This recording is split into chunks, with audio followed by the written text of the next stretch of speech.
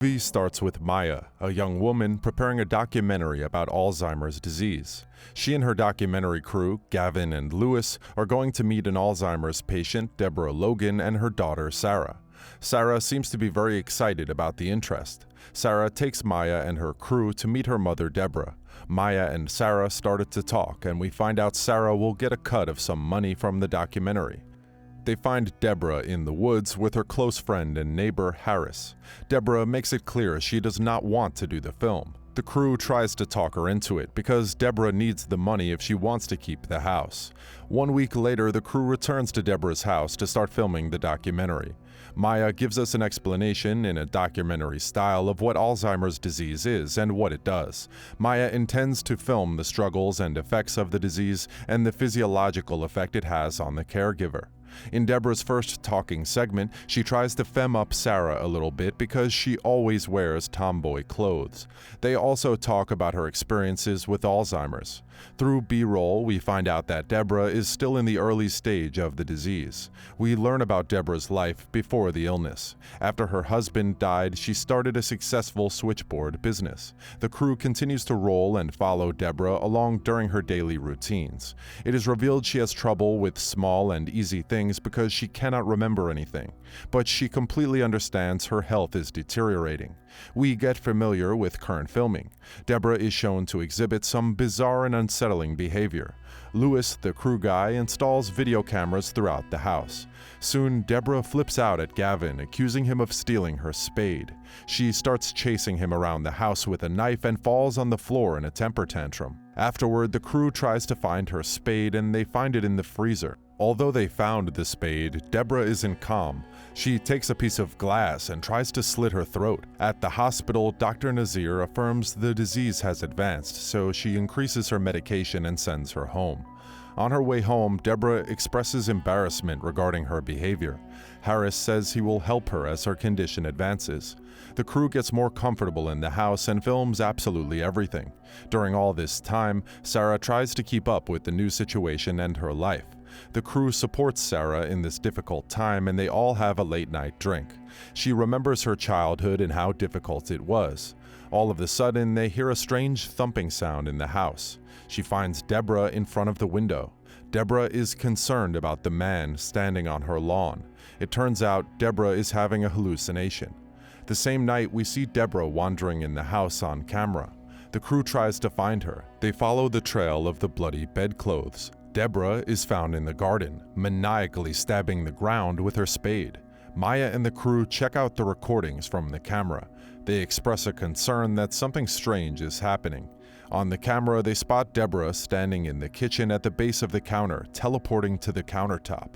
Sarah convinces them that it is just a glitch in the recording. Sarah calls Dr. Nazir, who states Deborah has an aggressive form of Alzheimer's or schizophrenia and prescribes strong sleeping pills. Harris wants them to stop filming the documentary, but Sarah needs the money to keep the house. On day 24 of filming, Deborah wears a fancy dress. She is getting ready for another interview segment of the documentary. They show Deborah the footage of her in the garden, which makes her uncomfortable. She becomes aggressive and attacks the crew. They take Deborah to the hospital for some testing. The doctors discover she has a strange skin infection on her back. Back at home, the crew starts to notice and hear strange things. Gavin is suspicious something supernatural is happening. He decides to hang a crucifix from the window to test his theory. He chooses a room where Deborah saw the mysterious man on the lawn. In the room, he finds a series of paintings of the lawn that reveal what she sees when she looks through the window, a dark shadow man. But Gavin fails in his intent because Deborah caught him in his plan. The same night, the cameras again capture Deborah wandering around the house. All of a sudden, the crew wakes up to a loud ringing sound. They found out there is no power in the house. The crew finds Deborah in the attic, sitting naked at her switchboard, speaking French in a demonic sound. This worries Sarah because Deborah does not speak French. The switchboard suddenly explodes. The crew translates what Deborah said in French: "The eternal serpent will set you free. Your blood will feed the river." They also noticed that Deborah kept trying to call the number 337 on the switchboard. The doctor comes to the house and stabilizes Deborah.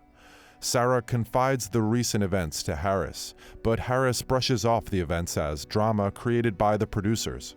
The crew and Sarah try to discover the mystery around the number 337.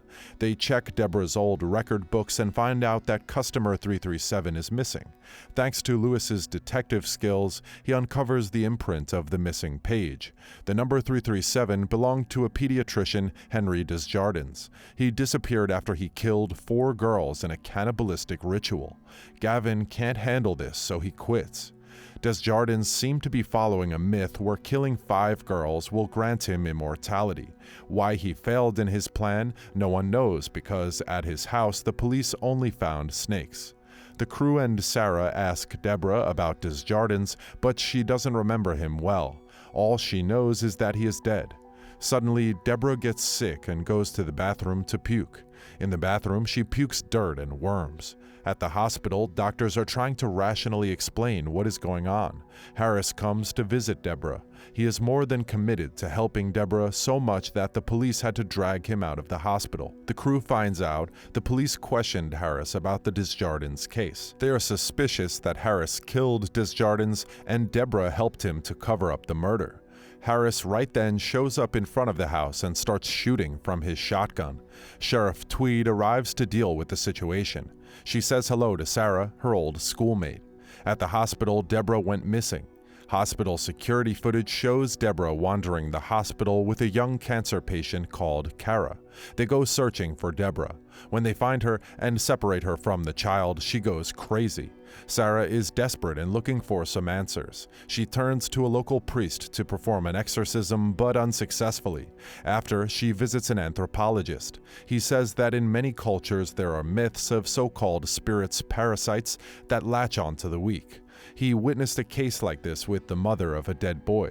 They had to burn the boy's body to cure the mother. Harris visits Deborah in the hospital. She begs him to kill her, which he obliges. But then the TV flies over the room and hits Harris. Sarah arrives at the hospital. Harris is dying, but he manages to explain to her that she was Desjardins' 5th victim, and Deborah stabbed him with her spade.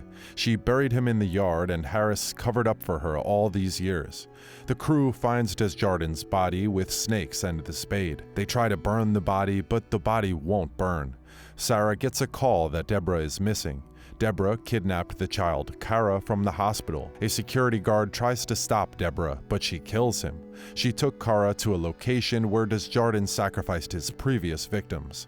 Sarah and the crew catch up with them in the woods, but Deborah kills Sheriff Tweed and escapes. They chase her and find Deborah swallowing Kara as a giant snake would. Sarah manages to separate them and sedate Deborah. They burn the place down and Desjardins' body. The film cuts to new footage. Reporters on the news state that Deborah was deemed mentally unfit to stand trial for the murders and Kara's abduction. An added news story shows that Kara has overcome her cancer and she is celebrating her birthday. As the reporter wraps up the story, Kara turns her face to the camera and gives a creepy smile, implying that Desjardins' ritual was completed after all, and that he is in control of Kara's body now.